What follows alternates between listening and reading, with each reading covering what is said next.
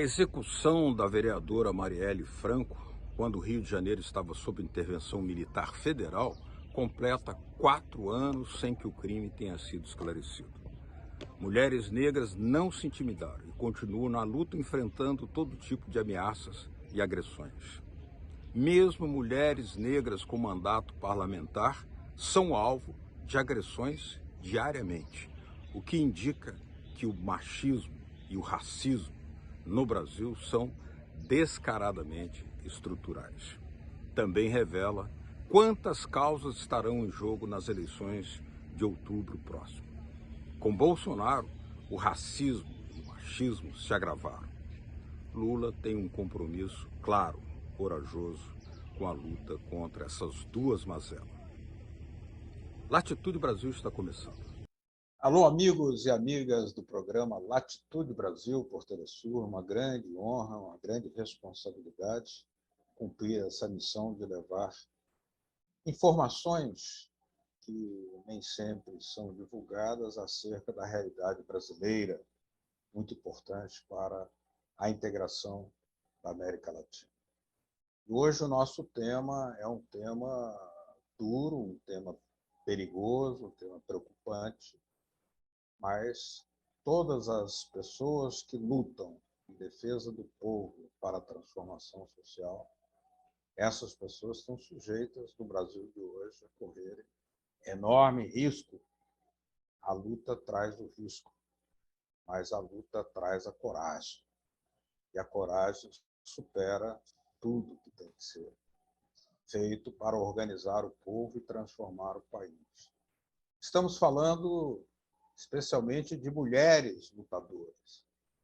Não são apenas mulheres lutadoras, são também mulheres negras, mulheres que enfrentam todo tipo de ameaças para levar adiante uma palavra de libertação.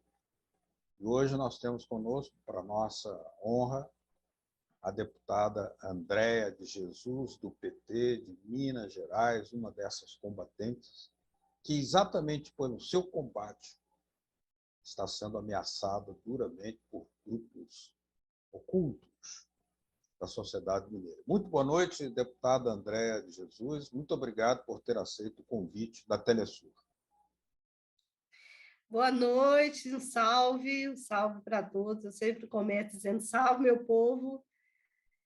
Obrigada, Beto, e a Telesur, e Brasil Latitude, por estar aqui trazendo um pouco da realidade do que nós estamos vivendo aqui como um momento muito difícil da política aqui no Brasil. Deputado, o que aconteceu? Conta para nós a história pela qual a senhora está sendo ameaçada por grupos clandestinos.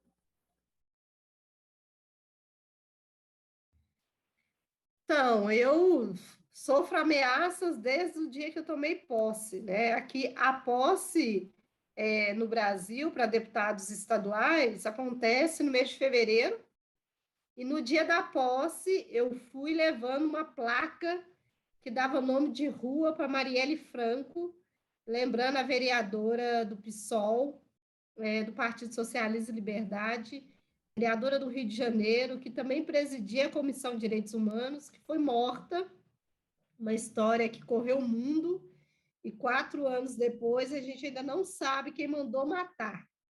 Então, na minha posse, eu fiz questão de levar a placa, uma placa que já foi disputada por outros partidos autoritários aqui no Brasil, pessoas fascistas, nazistas, que quebraram essa placa, e a gente fez questão de levar isso na posse, e na posse ela já trouxe uma série de ações violentas.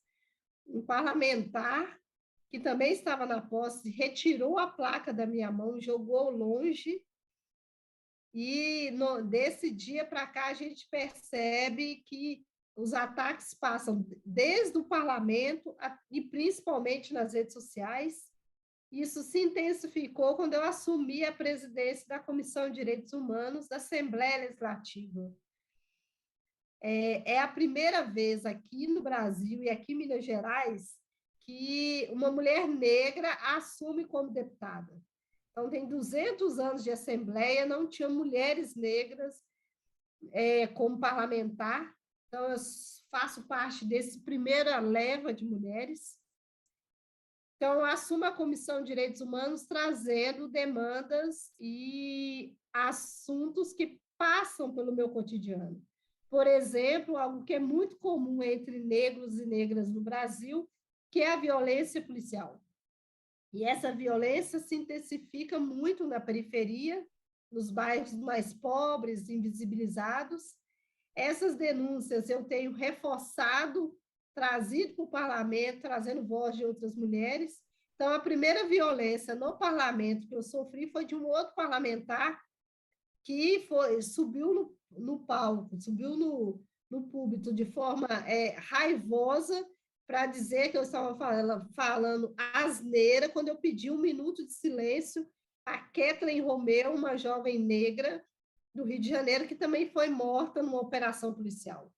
Eu apenas pedi 1 minuto de silêncio e, nesse dia, sofri uma série de ataques por parte de um parlamentar do PSL, que é um partido aqui, inclusive o partido que elegeu o presidente da República, o presidente Bolsonaro. Ele subiu no plenário para xingar e dizer que era burrice, que eu tinha que estudar antes de falar qualquer coisa em relação à polícia. E as críticas não eram à polícia, mas eu disse, e volto a afirmar, que a política de segurança pública no Brasil ela é genocida. Ela é seletiva nas suas ações, extremamente letais com os corpos negros. Foi isso que aconteceu com Kathleen Romeu, uma jovem que era modelo e que tinha todo um investimento com venda de roupa, estética nas redes sociais, influenciava outros jovens e teve a vida ceifada, grávida, já a ponto de ganhar o bebê. Ela tirou dela o direito da juventude e o direito de ser mãe. Isso acontece com muita frequência no Brasil. E a série de ataques nas redes sociais se potencializou numa outra posicionamento nosso em relação a uma operação policial também, numa cidade pequena aqui em Minas Gerais, chamada Varginha, uma cidade que foi palco de uma operação policial em que mataram 26 pessoas que, segundo a Polícia Militar, eram suspeitos de participarem de uma organização criminosa de assalto a banco, e para defender o banco, a Polícia Militar matou essas 26 pessoas e que há indícios de que até caseiro, pessoas que estavam fazendo a limpeza e o cuidado do lugar também foram mortas junto com esse grupo. Imediatamente, nós posicionamos em rede social de que era necessário apurar que uma operação policial que mata todas as pessoas envolvidas não era uma operação policial de êxito. É nesse dia que nós somos atacados com quase 4.000 xingamentos e ameaças que hoje a gente identifica como injúria racial, e a partir daí 2 ameaças diretas de morte, dizendo que eu ia morrer iam fazer comigo o que fizeram com Marielle Franco, que é a vereadora do Rio, que foi morta a tiro, saindo de uma atividade parlamentar que ela estava executando dentro de uma favela do Rio de Janeiro. Essas denúncias... Você identifica nessas ameaças algo mais sistêmico, assim, porque isso está acontecendo em Curitiba, está acontecendo aqui no Rio, está acontecendo em Minas Gerais, está acontecendo lá no Nordeste, e ontem foram mortos aqui 2 jovens adolescentes, ambos negros, por ações da polícia, sem absolutamente nenhuma necessidade. O que está acontecendo que essa atitude de primeiro atira e depois inventa uma versão? Qual é a explicação na sua visão? Exatamente, né? Nós temos hoje uma política de segurança pública orientada pelo racismo, ataca negros e negras numa tentativa de exterminar esse grupo. Hoje no Brasil nós somos maioria, o IBGE foi tentaram impedir o censo, mas há já uma estimativa de que a população negra consciente, né, que se autodeclara negra, já chega a ser acima de 50%, então nós somos quase 60% autodeclarados. Então, tem uma perseguição às nossas tradições, à nossa forma de viver, mas principalmente a perseguição à pobreza. Então, a pobreza no Brasil é criminalizada e, por isso, atacam as mulheres negras, seus filhos, impedindo a gente de ter direito de ser mãe e ter direito de um jovem negro a viver e ser jovem, né? Isso é muito recente no Brasil, o direito de ser jovem, o direito de ser criança. Então, as denúncias que a gente levou até a Polícia Militar, levamos até a Polícia Civil, e que hoje é objeto de 27 inquéritos, estão associados a grupos de supremacia branca e a grupos de masculinistas.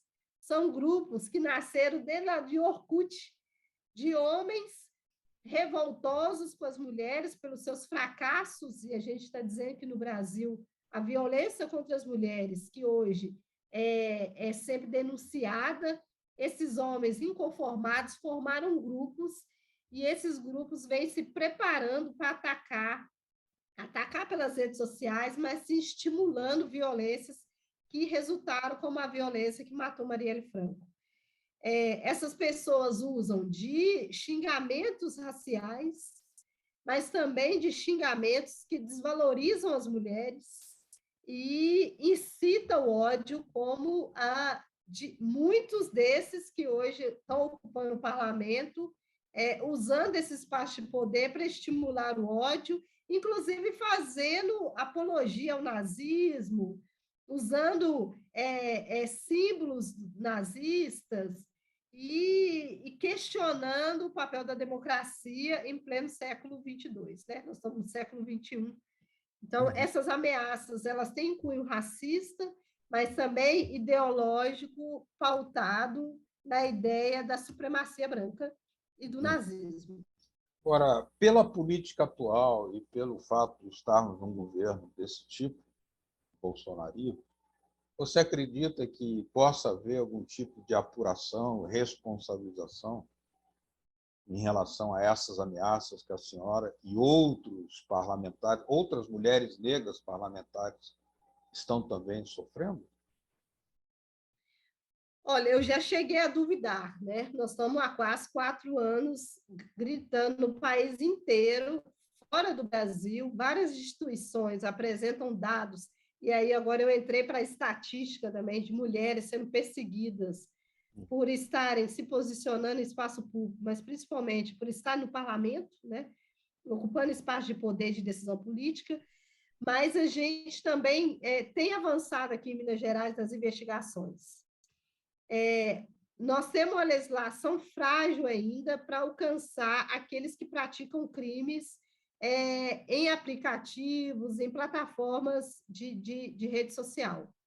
Então, nós precisamos, sim, avançar, no sentido de que a legislação ela alcance esses criminosos que estão por trás dessas telas, mas também da gente não encontrar tanta barreira, que é a quebra de sigilo em plataformas como Telegram, WhatsApp, Instagram, que são usadas para espalhar fake news, mentiras, mas também para linchar publicamente pessoas que incomodam politicamente, mas também ativistas, defensores de direitos humanos e políticos.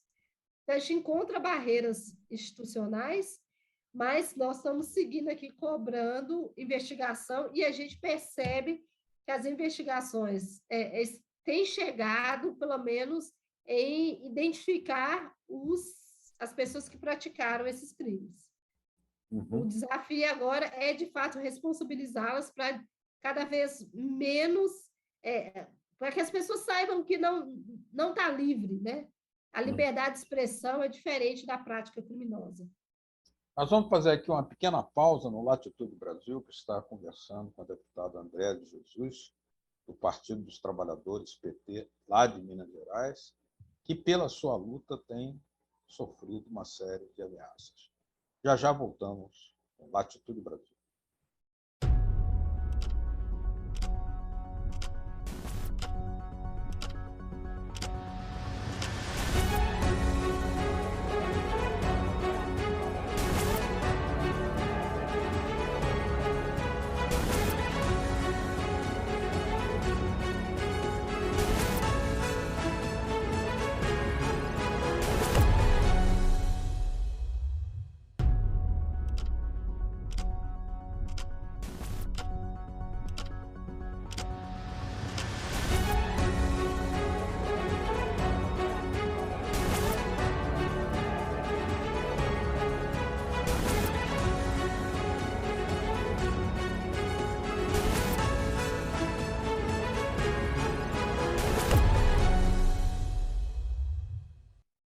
A Atitude Brasil está conversando hoje com a deputada Andréa de Jesus, do PT de Minas Gerais, pela sua luta pela sua condição feminina, pelo tipo de batalha, por ser mulher e negra, jovem, por representar organizações populares.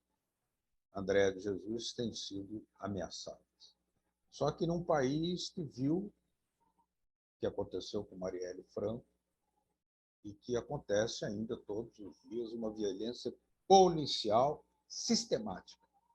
No Rio de Janeiro, de onde estamos gravando esse programa hoje, praticamente 95% das pessoas executadas pela polícia do Rio de Janeiro foram executadas, eram negras e ninguém tinha passagem pela polícia e não há nenhum tipo de responsabilidade à vista. Deputada, como é que a senhora analisa essas estatísticas tão macabras, tão escabrosas, com a condição do negro e, sobretudo, da mulher negra no Brasil? Eu reforço um pensamento que a gente vem construindo no movimento negro, mas também os dados, como você trouxe, né? A cada 15 minutos um jovem negro é morto no Brasil, com um tiro na nuca.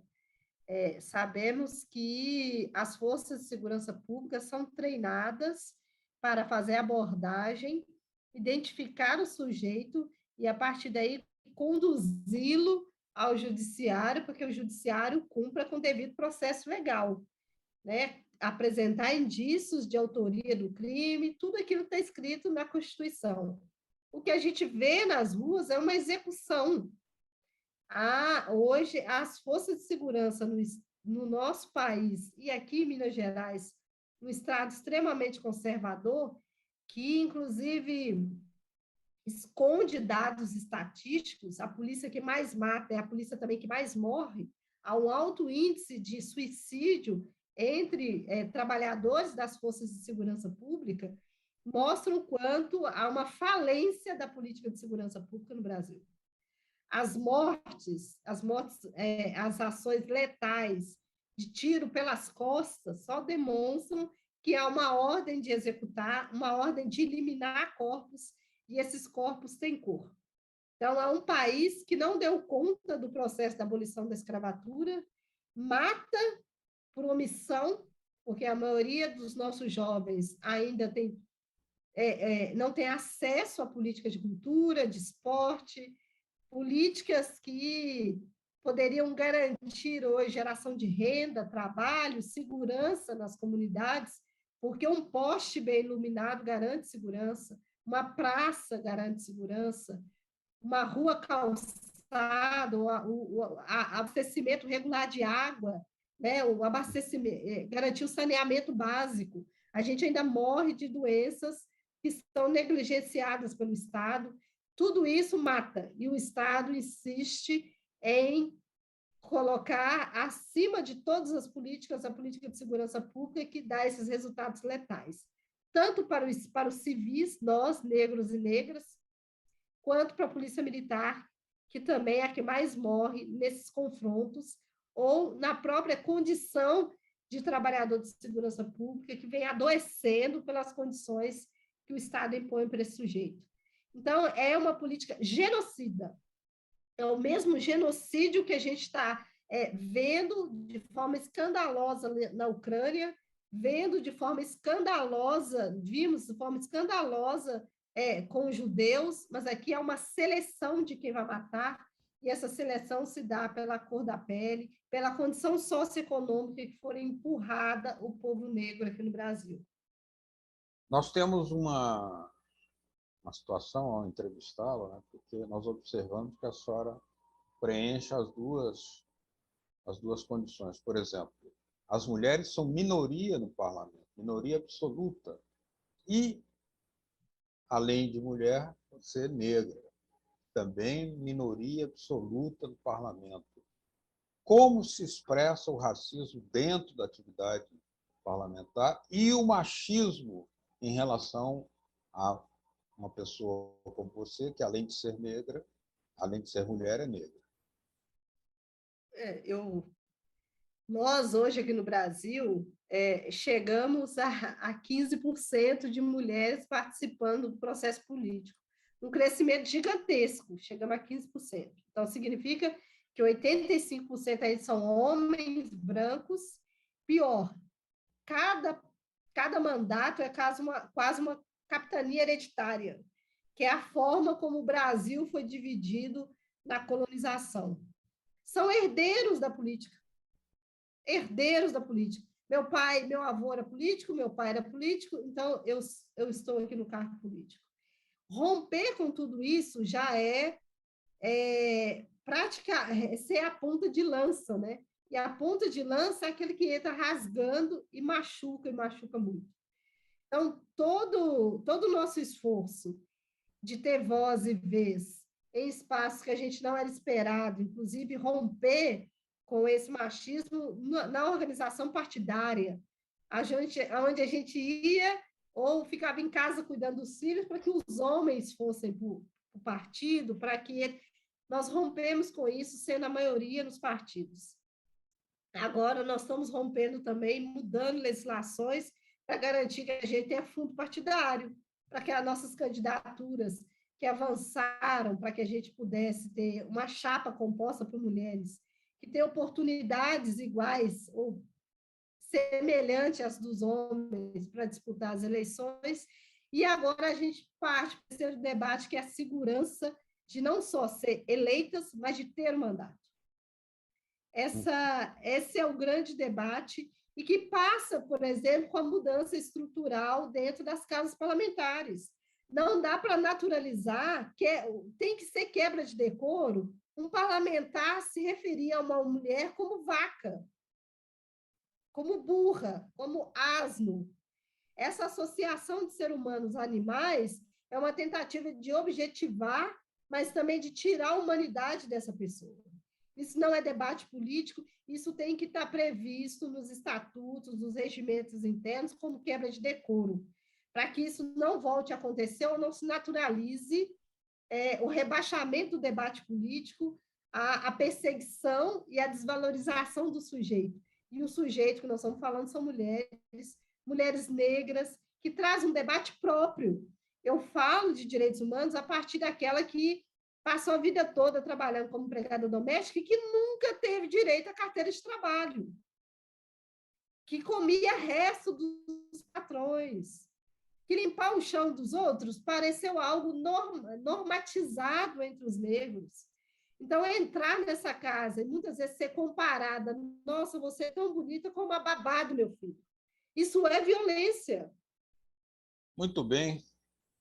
Queria agradecer muito a presença aqui na Atitude Brasil da deputada Andréia de Jesus, que é do PT do Estado de Minas Gerais, da Comissão de Direitos Humanos da Assembleia Legislativa lá do Estado de Minas Gerais, o Estado que, com a força, o trabalho dos negros, né, enriqueceu tanto a coroa portuguesa, como até assegurou a própria Revolução Industrial, segundo estudos Darcy Ribeiro e outros teóricos.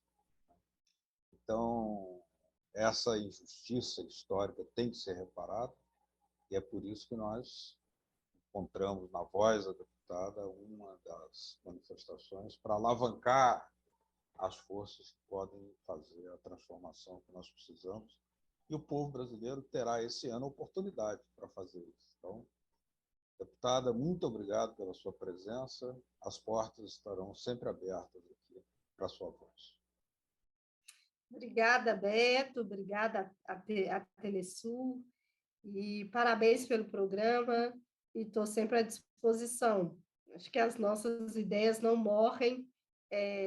Tentaram silenciar as mulheres negras branco, tentam me silenciar pelas ameaças, pelo controle que hoje até quem me garante segurança também me controla, né? Porque as forças de segurança aqui também garantem minha segurança, também me controla.